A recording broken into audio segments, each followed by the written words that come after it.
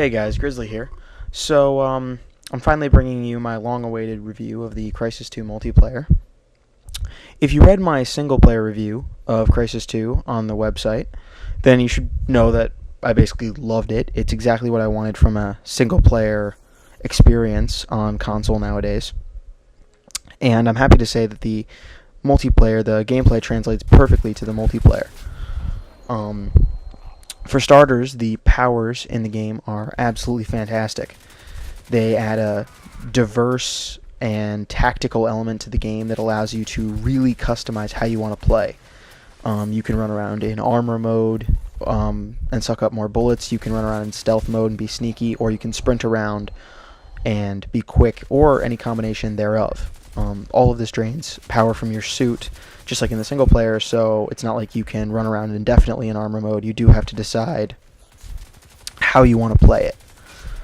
So, one of the nicest things about the gameplay in Crysis 2's multiplayer suite is that it's just as fast-paced as a game like Call of Duty, while still incorporating more tactical elements thanks to the suit powers. There's also a nice suite of upgrades that you can unlock and purchase, though it should be noted that this upgrade tree follows more along the lines of Battlefield than Call of Duty. There aren't nearly as many upgrades as there are in Call of Duty, but at the same time, a lot of things you upgrade don't feel like throwaways like they do in Call of Duty. Whereas in Call of Duty, there were a lot of guns that I unlocked that felt like add-ons, throwaways, just things to get me to the next unlock. In Crysis 2, I felt like there were much better unlocks that I always looked forward to what I could unlock next. Another great thing about the Crysis 2 multiplayer, and eventually one of its draws, is the graphical prowess of the game. As you can see here, there was a pretty big graphical glitch of a character model just floating in dead space. These kind of graphical hiccups come with the fact that this is one of the best looking games on console to date. My not so good recording apparatus really can't do the game justice. You really need to experience the game in HD, or even if you can, in 3D. For the three of you listening to this who have 3D capable TVs, the game looks absolutely fantastic, and it doesn't lose any of that graphical excellence when you translate it over to multiplayer. However, one of the things that you do lose is some of the stability of games. There are some graphical hiccups. There's pop-in, there's graphical glitches, and it does detract from the overall experience somewhat. So, what fun would all this gameplay be without fun maps to play on? And I'm happy to say that Crysis 2 features some of the best maps I've seen in multiplayer in the past couple of years. The maps are very large. They offer a wide variety of terrain, and what I mean by that is there's underground passageways for flanking, there's sniper roosts.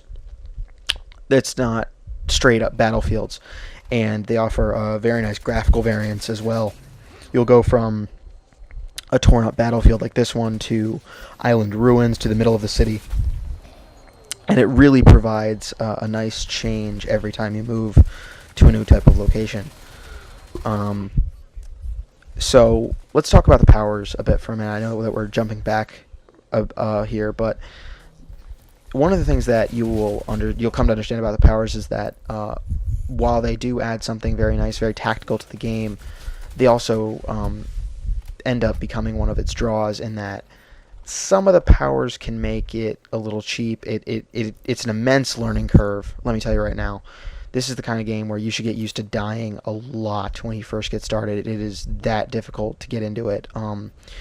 Unlike a game like Battlefield, Call of Duty, Killzone, where just knowing core shooter mechanics, being good with core shooter mechanics will get you very far. This is the kind of game where if you're not good with the powers, not good about making those tactical decisions of how to use them, it'll really fall apart. There's also, just as on a side note, because I'm seeing it in the video, there's a fair bit of lag that can come up with some weird gameplay problems. As you saw, I was just shooting through an enemy player, and it wasn't damaging him. Right there, I was shooting at someone who ended up not even being there anymore. The game does not use dedicated servers, unfortunately, and so noted. I mean, there are some times when the lag will be pretty bad and will result in some odd gameplay glitches. So when you take all these elements and add them together, what you get is a really refined, really fun multiplayer experience. There are a couple of different game modes to play to play through. The first is instant action, team instant action. It's team deathmatch, and it's pretty standard. It's just your normal deathmatch fare. The scores go up to I think 75, which provides decent length gameplay. Plus, these games tend to last longer because of the fact that while the game is fast paced, you're constantly moving around. You constantly feel like you're moving towards engaging enemies. All the powers, the stealth elements, really make it so that you won't be, running into an enemy every 4 seconds. I very rarely got spawn killed, thankfully. So after Team Instant Action, there's also Instant Action, which is just free for all. You also have some extra modes. One of them is Crash Site, was one of my favorites. This is what you're seeing here. Enemy pods will periodically drop to the ground, and your team has to secure them. So it's sort of a variation of the Zones gameplay type. And what I really liked about it was that, unlike regular zones where it's always a fixed location, this is constantly moving. So if you get a team that locks down a position, that position's going to end up moving and completely throw off the team's tactics. They're going to have to move again. So it really gives a good chance for a team to move in and get that position. One thing against the Crash Site gameplay mode, unfortunately, is that on some of the maps, the Crash Site will end up on that a certain team side of the map, and they can pretty much take the entire, or they can take like half the points they need just in that one capture, and it's impossible for one team to get in. So it can feel a little stacked, a little unfair. So overall, Crysis 2 provides, first of all, one of the prettiest, second of all, one of the most fun online experiences I've played to date. You take this really fun, fast-paced, and tactical experience that you really won't find anywhere else. It's very unique. It's very fun. It translates perfectly from the single player. There's a lot of unlocks to keep you going. Leveling up takes forever. It's absolutely a really long leveling process, so don't expect to level from 1 to 40 in a couple hours like you would in Call of Duty. I'm hating a lot on Call of Duty this game, or this review, so just so you guys know, I am a big Call of Duty fan, despite all my negative comments. So, I guess now I really need to talk about whether or not I recommend it, and I definitely do. This is the kind of game that I can see wanting to play for quite a while, because it brings something to the table that every other shooter I've played this generation really lacks. It brings this element of tactical choice, of really impressive combat, of great graphics. It's just absolutely unique. And with a whole host of dog tags and accolades to unlock, it's a lot of fun.